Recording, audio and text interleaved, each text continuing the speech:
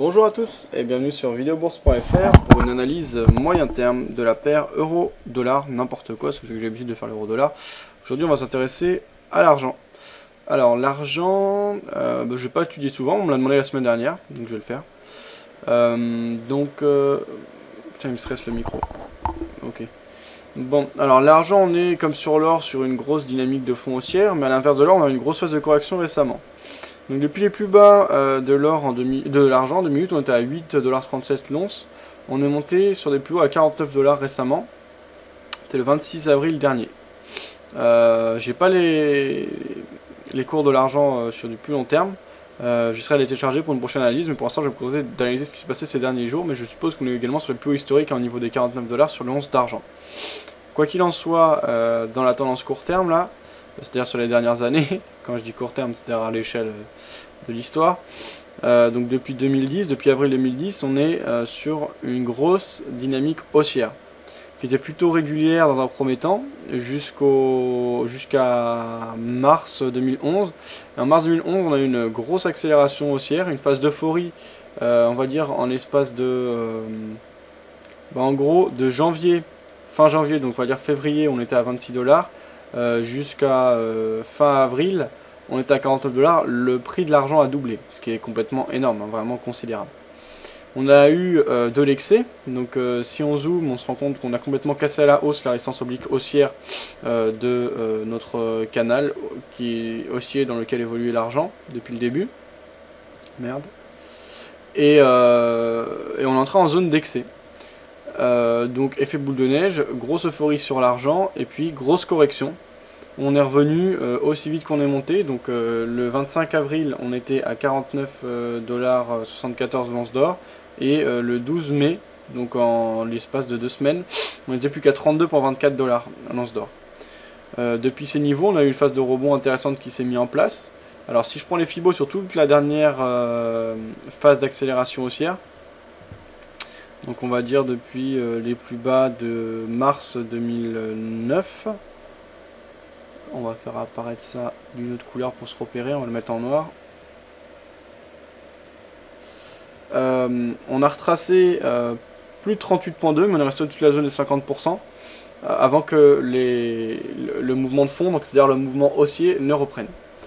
Donc si je me rapproche, on a ensuite marqué une phase de correction que j'ai repéré les plus hauts et plus bas pour avoir les rotations de Fibonacci, dont on retrace actuellement 61,8%, en tout cas on s'en approche. On a repris les chemins de la hausse, donc c'était après une grosse phase de correction, mais vraiment très rapide et très franche, sans phase de consolidation ni de correction, donc sans possibilité de tracer une trendline, hein, ça était vraiment très très rapide. On a suivi par une phase de range et d'hésitation. Donc ça c'est la période qui s'est située entre mai et juin. Et puis on a les acheteurs qui ont repris en main le marché. Donc on a débouché sur un triangle pendant un moment, qu'on avait ici. Voilà. Là je l'ai mis en rose, bon on va le mettre d'une autre couleur pour se repérer. On va le mettre en rouge, voilà.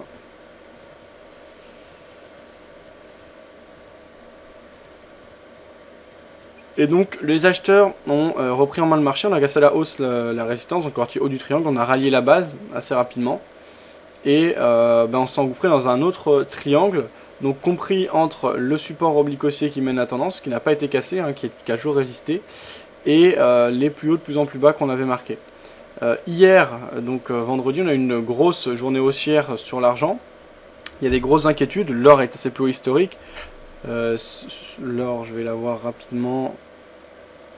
Voilà, ici. Donc au niveau de l'or, alors, les indicateurs. Voilà, on était sur les plus historiques qui ont complètement été dépassés. Ça, on s'en fout. Oh là là, voilà. Donc on a vraiment une période d'inquiétude, on voit les marchés actions qui accélèrent à la baisse, l'or, valeur refuge par excellence, n'en finit pas de monter. On peut rallier les 2000$ assez vite, hein. Il y en a qui commencent à en parler. Alors qu'on se rappelle que le franchissement des 1000$ était déjà une grosse étape il y a quelques mois encore. En effet, on a passé, c'était en 2010, la barre des 1000$ et c'était comme un événement. Et depuis 2010, ça s'est enchaîné. Et là, en l'espace d'un an, un peu plus d'un an, on va quasiment doubler le prix de l'or, qui avait déjà bien augmenté par rapport au cours précédent. Alors ce qui est clair, c'est que ces 10 dernières années, l'investissement sur l'or était vraiment l'investissement par excellence, le meilleur investissement à faire.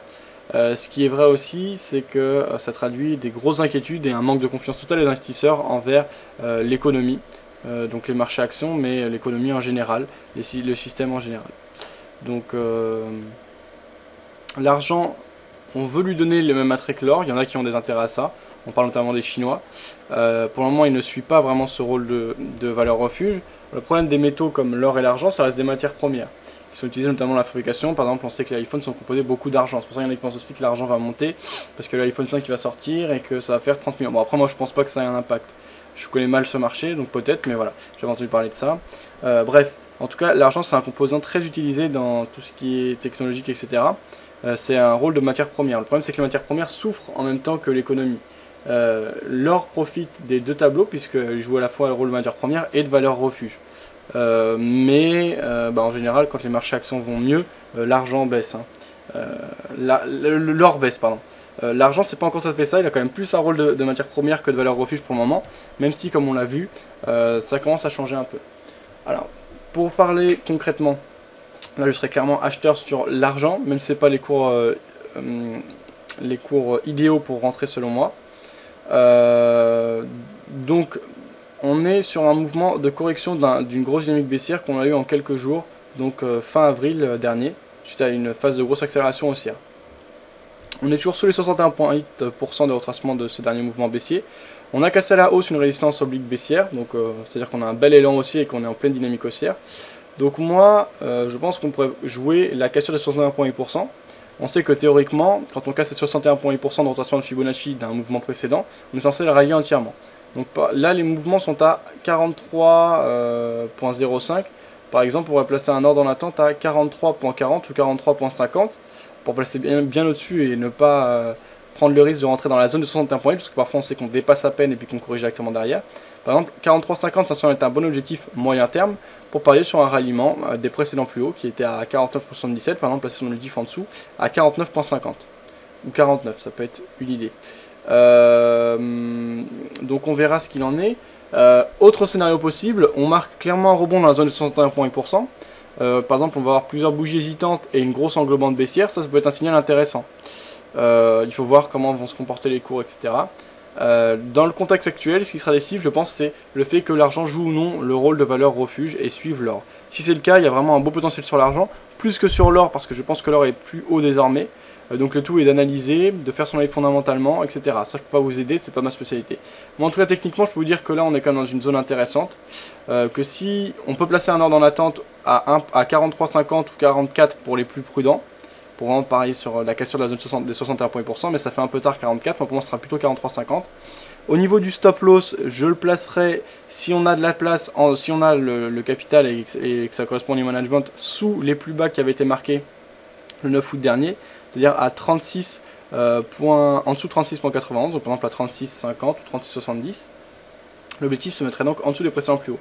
Si on parie sur un mouvement de baisse, à ce moment-là, on pourra vraiment serrer le stop loss puisqu'on pourra le placer au niveau des plus hauts qui seront marqués ces prochains jours.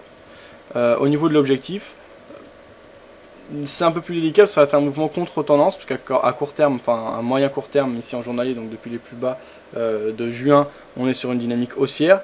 On pourrait parier sur un ralliement dans un premier temps vers le support oblique haussier, qu'on a tracé ici en vert. Pour un objectif plus court, mais là ça fera quand même un objectif léger, ce serait le ralliement de l'ancienne résistance obligatoire qui pourrait jouer un rôle de support pour un éventuel pullback. L'avantage par contre de cette prise de position à la vente, donc contre tendance, ce serait le fait de bien serrer son stop loss, donc avoir un ratio gain-perte largement dans son sens. Alors que si par exemple on prend position à l'achat, qu'on parie sur la continuité, le ratio gain-perte ne sera pas excellent puisque déjà notre stop loss sera assez écarté. Donc voilà, j'ai pas grand chose à dire de plus. Attention, il y a des zones de résistance qu'on va approcher après quand on accélérera, on peut avoir des zones de turbulence, etc. Donc la résistance oblique haussière moyen court terme tracée en verte et la résistance oblique haussière long terme tracée en rose mais qui a déjà été complètement défoncée une première fois, donc ça décrédibilise un peu et ça la rend moins importante. Voilà. Donc vous avez mes différents scénarios à jouer pour l'argent. Je vais pas parler de ce que je connais pas, donc fondamentalement je pourrais pas vous dire si je serais plus acheteur que vendeur. Là je vais vous donner les signaux techniques à jouer que moi je jouerais, je sais pas à jouer parce que je donne pas de conseils, je suis pas spécialement bon trader, d'ailleurs mes résultats le prouvent. Bon, j'arrive à faire des bonnes choses, mais il y a quand même de la prise de risque derrière. Je fais aussi des choses plus délicates et plus mauvaises, donc c'est simplement mon avis que je viens de vous donner. Bon week-end à tous et à bientôt sur videobourse.fr.